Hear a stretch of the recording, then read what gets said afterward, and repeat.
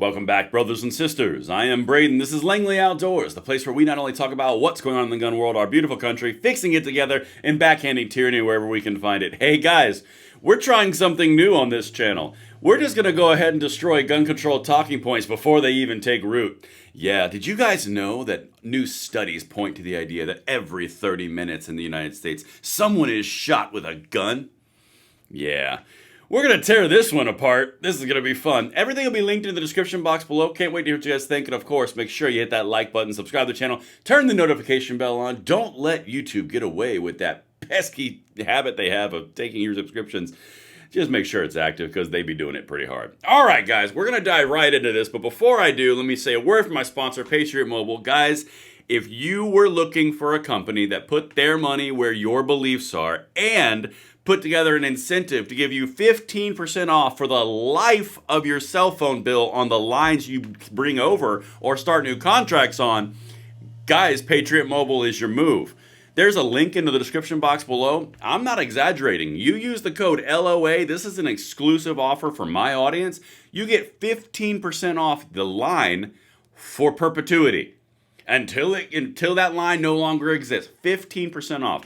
Better technology, better distribution of money and funds into causes you believe in. And to be quite candid, they have a technological advantage which is, unparalleled.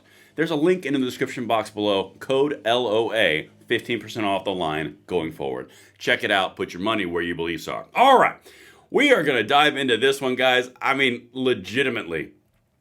We are using and diving heavily into artificial intelligence, or AI, to basically use it for the freedom front that we fight for every single day. And this is all possible because you guys watch the channel.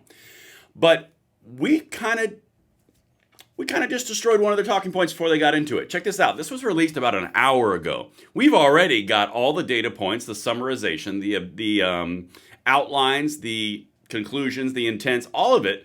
We've broken it down for you, and this is how we do this. All right. ERs treat a gunshot wound every half an hour. You can almost already hear the Democrat gun controllers talking about that point and lauding it, just like they do with the guns of children are killed by guns more than anything else in this country. But let's dive into this a little bit. Let me show you what we've magically uncovered through our application of technology. What's more, firearm injuries appear to follow specific patterns throughout the year, with gun violence occurring more often at certain times, according to research from the U.S. Center for Disease Control and Prevention. So this is coming from the CDC. But you know what's interesting about this? They kind of buried the lead a little bit, because that's kind of alluding to the idea that it's circumstantial and there's something going on that might be seasonal or might be, associated with time and place. But no, look at the headline though. ERs treat a gunshot wound every half hour. Obviously the problem is the guns everywhere agenda by the gun lobby, right? Yeah. Except when we actually do the work. Oh, watch this. They found more than 93,000 firearm-related ER visits during the 5-year period, which amounted to around 74 cases for every 100,000 visits, roughly one every 30 minutes. Again, remember that number, 93,000 firearm issues, all right?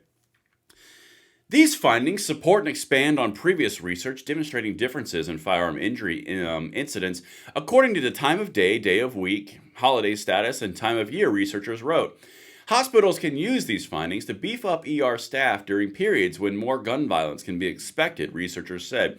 Hey, quick question, just guy in the back. If the guns were the problem, why would there be a differential on time of when these things occurred? Because again, if the inanimate objects were the issue and that was the constant in this problem, wouldn't it be that it would be equal distribution for all the guns and the guns everywhere agenda? Doesn't that make sense? Wouldn't it kind of point to the idea that if the guns were truly the problem, time would have nothing to do with it, right? Because it would be an equal distribution because the guns are the problem. Yeah, here's the gun control angle. Watch this. Then we're going to get down to what I showed you, what I found. More research should be done into why these specific times appear related to gun violence, the authors concluded. Wait for it. Understanding the factors contributing to the temporal patterns of firearm injury presents a valuable opportunity for future prevention efforts and implementation of policies, programs, and practices grounded in the best available evidence can bolster states' and communities' prevention efforts, researchers wrote, i.e., policies and programs and practices. That is gun control. All right, now let's have some fun. So we've plugged this into the AI application that we chose to use that gave us the best outcome. In this case, it happened to be Grok. Look at this. This was a cross-sectional analysis of firearm injury-related emergency department visits from January 2018 to August of 2023 across 9 states. So not across the entire United States. They used 9 states as samples. Again, let's just keep on going. And everything's linked, by the way. July and August showed the highest rates. The lowest were in February. Now, you're going to start to pick out a pattern here. Again, this is an incredible use of technology. So, if the highest rates are in July and August, the hottest months and the most social months, and the lowest rates are in February, which is the coldest months and the least social months, do you think there's a correlation there? Okay, let's keep going, though. Maybe there's something else that'll come out in this analysis. Sundays and Saturdays had the highest rates. Okay, Sundays and Saturdays, they're social again. Hourly patterns. Peak times were between 9 p.m. and 3 a.m. with the highest rate at midnight. Wait a minute. Midnight to 3 a.m.? That sounds like something else. The lowest rates occur between 7 a.m. and 10 a.m. That's when people have jobs. Okay? The holiday patterns. The highest rates occurred on Independence Day and New Year's Day with rates of, well, it doesn't matter the rates. July 4th. And New Year's Day. Those are social, and they kind of have a tendency to do this up in the air, don't they? Okay, let's continue. Maybe there's something else. Oh my God, look at this. Age and intent.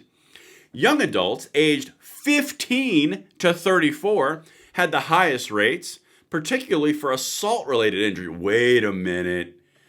Assault was the most common intent, 55%, followed by unintentional injuries? Wait a minute. That doesn't make any sense. That's criminal behavior. This is why we apply technology. And don't worry, I checked all this. I manually checked this as well. But you're telling me that over what was the time frame? It was 2018